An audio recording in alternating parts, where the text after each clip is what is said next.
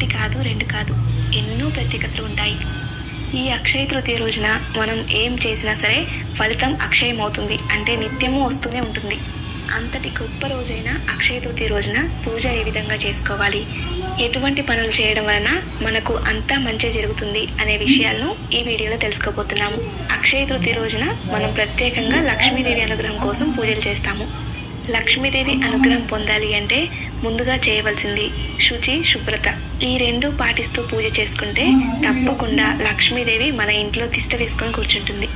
అక్షయ తృతీయ ఎందుకు అంత ప్రత్యేకమైనది, అలానే ఆ రోజు చేయవలసిన పనుల గురించి పూజ మధ్యలో చెప్తూ ఉంటాను. అందుకే వీడియో ఎక్కడ స్కిప్ చేయకుండా మొత్తం చూసేయండి. అక్షయ తృతీయ రోజు తెల్లవారుజామునే లేచి ఇల్లంతా శుద్ధి చేసుకొని వాకిట్లో చక్కగా ముగ్గులు పెట్టుకొని గడపలు పుదించి గడపలు అలంకరించుకోవాలి. ఆ తర్వాత చక్కగా తలస్నానం చేసి ఎరుపు రంగు కానీ పసుపు రంగు కానీ వస్త్రాలు ధరించాలి. ఆ తర్వాత మనం లక్ష్మీదేవి పూజ చేయడం కోసం ఒక పీఠం ఏర్పాటు చేసుకోవాలి. ఆ పీఠం ఏర్పాటు చేసుకునే దగ్గర గోపంచకంతో కానీ పసుపు నీళ్ళతో కానీ శుద్ధి చేసుకోవాలి. ఇంట్లో ఈశాన్య మూల, అంటే మరీ మూల కాకుండా కొంచెం ఈశాన్యం గోడకి మనం పీఠం ఏర్పాటు చేసుకోవాలి. మనం పూజా మందిరంలో ప్రతిరోజు పూజ చేసుకుంటాము, కానీ అక్షయ తృతీయ అనేది పవిత్రమైన ప్రత్యేకమైన రోజు. ఈ రోజున పీఠం ఏర్పాటు చేసుకుని పూజ చేసుకుంటే మనసుకు ఎంతో తృప్తిగా ఉంటుంది. లక్ష్మీదేవికి ప్రత్యేకంగా పూజ చేసిన సంతోషం ఉంటుంది. పీఠం పెట్టుకుని పూజ చేసుకోవడం వల్ల ఇంట్లో పండుగ వాతావరణం నెలకొంటుంది. సో ఇంట్లో అంతా కూడా పాజిటివ్ ఎనర్జీ నిండిపోతుంది. చక్కగా ఒక పీఠం ఏర్పాటు చేసుకుని కొత్త క్లాత్ పరుచుకొని క్లాత్ మీద 3 గుప్పెలు కానీ 5 గుప్పెలు కానీ బియ్యం పోసి ఆ బియ్యం మీద పసుపు కుంకుమ సమర్పించి ఆ తర్వాత లక్ష్మీ కుబేర ఫోటో కానీ లేదా లక్ష్మీదేవి చిత్రపటాన్ని కానీ ఉంచుకోవాలి. చిత్రపటాన్ని కూడా చక్కగా గంధము కుంకుమతో అలంకరించుకొని పువ్వులతో అలంకరించుకోవాలి. అక్షయ తృతీయ రోజు ఎంతో ప్రత్యేకమైన అక్షయ పాత్రను ఏర్పాటు చేసుకుంటే చాలా మంచిది. ఇంతవరకు అక్షయ పాత్ర లేని వారైతే అక్షయ తృతీయ రోజు ఏర్పాటు చేసుకోవచ్చు, లేదా ఒకవేళ ఇంట్లో ఉన్నవారైతే అది తీసుకుని వచ్చి పూజలు పెట్టుకోవచ్చు. అలానే ఈ రోజు పూజలో కుబేర కొంచెం కూడా పెట్టుకుంటే చాలా మంచిది. కొత్తగా పెట్టుకోవాలి అనుకునే వారు కూడా ఈ రోజు పెట్టుకోవచ్చు. ఈ అక్షయ పాత్ర కుబేర కొంచెం ఎలా పెట్టుకోవాలి అనేది మన వీడియోలో ఆల్రెడీ ఉన్నాయండి, అందుకే ఈ రోజు చూపించలేదు. వాటి లింక్స్ కింద డిస్క్రిప్షన్లో ఇస్తాను, మీకు ఉపయోగపడతాయి అనుకుంటే ఒకసారి చూడండి. ఈ రోజు పూజలో కలశాన్ని కూడా ఏర్పాటు చేసుకుంటే చాలా మంచిది. లేదంటే ఇలా ఒక రాగి చెంబు తీసుకుని చక్కగా శ్రీ అనే బీజాక్షరాన్ని రాసి రాగి చెంబులో గంగాజలం కానీ శుద్ధజలం కానీ పోసుకొని నీటిలో కొంచెం పసుపు, కుంకుమ, గంధము, అక్షంతలు, పచ్చకర్పూరము, రోజ్ వాటర్, అలానే ఒక పుష్పం కూడా వేసి ఇలా పూజలు పెట్టుకోవచ్చు. ఇలా పెట్టుకోవడం వలన ఇంట్లో పాజిటివ్ ఎనర్జీ పెరుగుతుంది. మనం కలశం ఏర్పాటు చేసినా చేయకపోయినా ఇలా రాగి చెంబులో నీటిలో ఇలా వేసుకొని లక్ష్మీదేవి ముందు పెట్టడం వలన లక్ష్మీదేవి ఎంతో సంతోషపడుతుంది. ఎందుకంటే లక్ష్మీదేవికి సుగంధభరితంగా ఉంటే మహాప్రీతికరము. దీనిలో మనం పచ్చకర్పూరము, రోజ్ వాటర్ వేసాం కాబట్టి ఎంతో సుగంధభరితంగా ఉంటుంది. అయితే ఈ రోజు నేను ఇలా సుగంధభరితమైన నీటి మీద లక్ష్మీదేవిని పెట్టుకుంటున్నాను. లక్ష్మీదేవిని పెట్టుకోవడం కోసం ఇలా చక్కగా తమలపాకుతో అలంకరించుకొని లక్ష్మీదేవిని పెట్టుకుంటున్నాను. అలానే లక్ష్మీదేవికి ఎంతో ప్రీతికరమైన యాల సుగంధమాలను ఈ రోజు లక్ష్మీదేవికి సమర్పించండి, చాలా మంచిది. అక్షయ తృతీయ రోజే కాకుండా ప్రతి శుక్రవారం కూడా మనకి వీలున్నప్పుడల్లా యాలకుల మాలను అమ్మవారికి సమర్పించాలి. అమ్మవారికి సుగంధభరితంగా ఉండే ద్రవ్యాలన్నా సుగంధభరితంగా ఉండే మాలలన్నా మహాప్రీతికరము. అందుకే అలంకరణ చేసుకున్నప్పుడు కూడా సుగంధభరితంగా ఉండే పుష్పాలతో అలంకరణ చేస్తే చాలా మంచిది. ఈ సీజన్లో ఎలాగో మల్లెపూలు వస్తూ ఉంటాయి కదా, ప్రతి శుక్రవారం అలానే ఇలా ప్రత్యేకమైన రోజుల్లో మల్లెపూలతో అమ్మవారిని అలంకరించడానికి ప్రయత్నించండి. ఎందుకంటే మల్లెపూలు ఎంతో సువాసనభరితంగా ఉంటాయి. అలానే పూజలో నిండుగా పసుపు కుంకుమ పెట్టుకోవాలి. అదేవిధంగా మనం ఏ పూజ చేసినా ముందుగా పసుపు గణపతి కానీ గణపతి విగ్రహం పెట్టుకొని గణపతికి ధూపదీప నైవేద్యాలు సమర్పించాలి. అదేవిధంగా ఈ రోజు కామాక్షి దీపారాధన, ఐశ్వర్య దీపారాధన అంటే ఉప్పు దీపారాధన, పంచగవ్య దీపారాధన ఇవన్నీ కూడా చాలా మంచిది. శివుడి అనుగ్రహంతో సంపదలకు రక్షకుడిగా కుబేరుడు నియమితమైనది ఈ అక్షయ తృతీయ రోజు అని చెప్పు.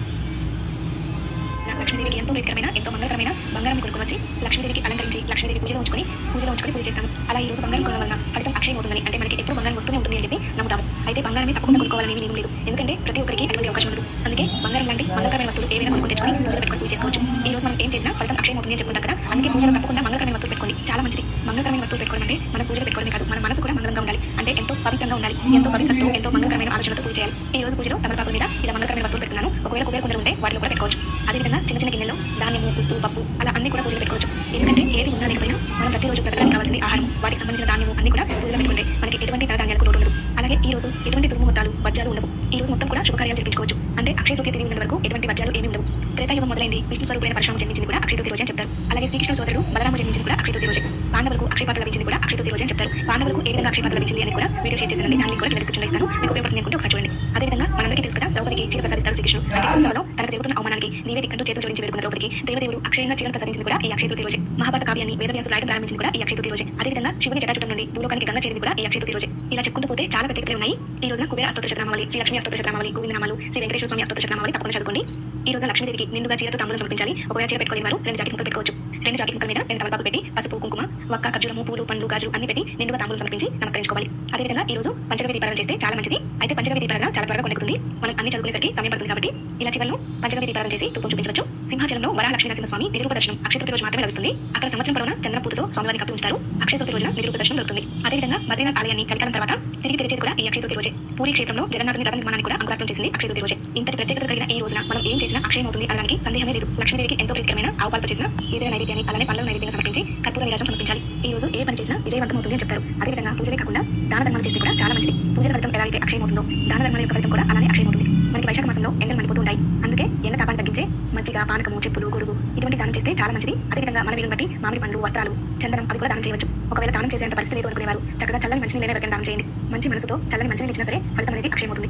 ఇంకా కొంతమంది వీళ్ళని బట్టి హెల్ప్ చేయగలరు అనుకుంటే చలివేంద్రం లాంటివి ఏర్పాటు చేస్తే కూడా చాలా మంచిది. కొంతమంది ఈ రోజున పితృదేవతలకు తర్పణలు కూడా వెళ్తారు. అలా చేస్తే పుణ్యలోకం ప్రాప్తిస్తుందని చెప్తారు. అక్షయ తృతీయ రోజున ఉదయాన్నే ఇలా పూజ చేసుకుని రోజంతా కూడా గొడవలకు వెళ్ళడం, నెగిటివ్ ఆలోచించడం లాంటివి చేయకుండా ఉంటే సరిపోతుంది. మనం ప్రత్యేకంగా చేయవలసిన మనతో ఏమీ ఉండదు. ఒకవేళ ఉపవాసం చేయాలి అనుకుంటే చేసుకోవచ్చు. అదేవిధంగా నాన్ వెజ్ మాత్రం అసలు తినకూడదు. అయితే ఈ రోజున బంగారం కొనుక్కుంటే చాలా మంచిది అని చెప్తారు. మన వీళ్ళని బట్టి ఎంత చిన్న వస్తువులు తెచ్చుకోవచ్చు. ఒకవేళ బంగారం కొనుక్కునే పరిస్థితి లేదు అనుకునేవారు లక్ష్మీ స్వరూపమైన కల్లుపు అంటే లాల ఉప్పు ప్యాకెట్ కొనుక్కొని తెచ్చుకోండి. అదేవిధంగా మంగళకరమైన వస్తువులు ఏవైనా కొనుక్కొని తెచ్చుకోవచ్చు. పసుపు, కుంకుమ, చిట్టి గాజులు, గోమతి చక్రాలు, పసుపు కొమ్ములు, లక్ష్మీ దవ్వలు ఇటువంటివి ఏవైనా కొనుక్కొని తెచ్చుకోండి. చాలా మంచిది. ఈ విధంగా అక్షయ పాత్ర రోజు పూజ చేసుకోవాలి. చేసుకొని ఆ రోజంతా అలానే ఉంచేసి మరుసటి రోజు ఉదయాన్నే వీటిని కలపండి. సాయంకాలం కూడా దీపారాధన చేయండి. చాలా మంచిది. సాయంకాలం సమయంలో నైవేద్యం చేయలేకపోయినా సరే పండ్లు నైవేద్యంగా పెట్టి దీపారాధన చేసుకోవచ్చు.